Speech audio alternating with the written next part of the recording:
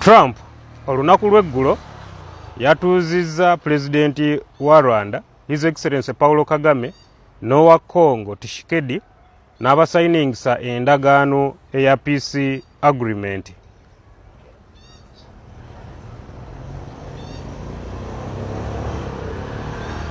For more than 30 years, one of the worst conflicts on earth has been raging in eastern Congo.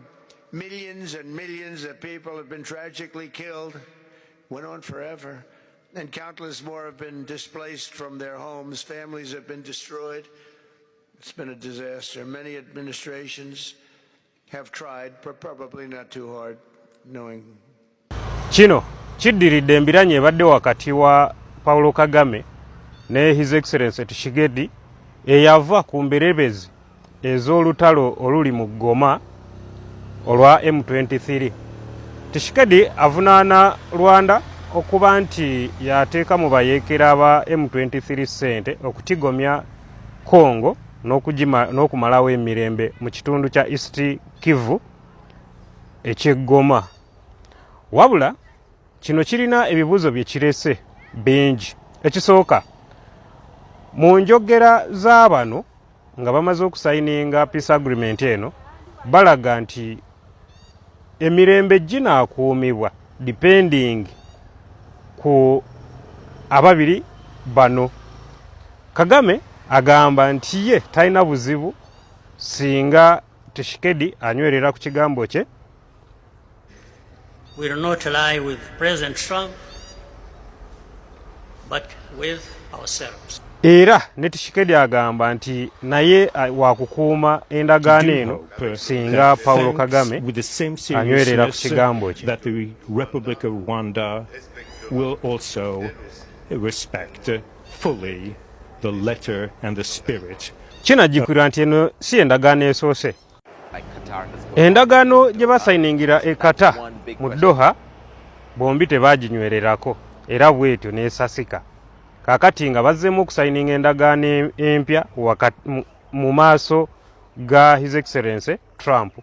Naye mu kusayininga endagaano eno wabaddewo President wa Kenya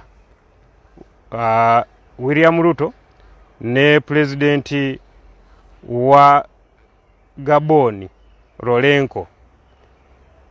Ebibuuzo ebirekeddwawo biri bibiri, endagaano eno banaaginywererako.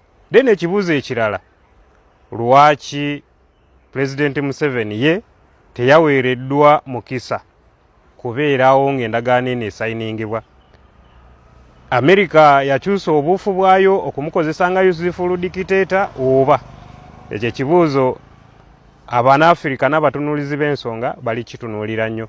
Then n'ekirala, Trump mu kwogera kwe yatunuulidde nnyo ebyenfuna minerals eziri mu Congo.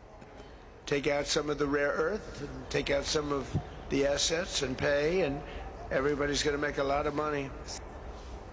Kyovudde olaba abatunuulira ensonga babuuza nti kino Trump yakikoze olw'okwagala okuzza emirembe mu Congo oba yakikoze lwa byanfuna ebiri mu Congo, kubanga agamba nti ebyamaguzi ne minerals eziri mu Congo zijja kugasa ensi yonna. So abatunuulizi b'ensonga abasinga balowooza nti Trump kino teyakikoze mu mwoyo gwa kuzza mirembe wabula olw'omunyago oguli mu Congo. Katulinde tulabe ekinaava mu ndagaano eno. Era ekibuuzo ekirala, kino kitegeeza ki eri East Africa okutwaliza awamu? Bampita Radio 256, The National Political Observer. Akume atakumira mpeera.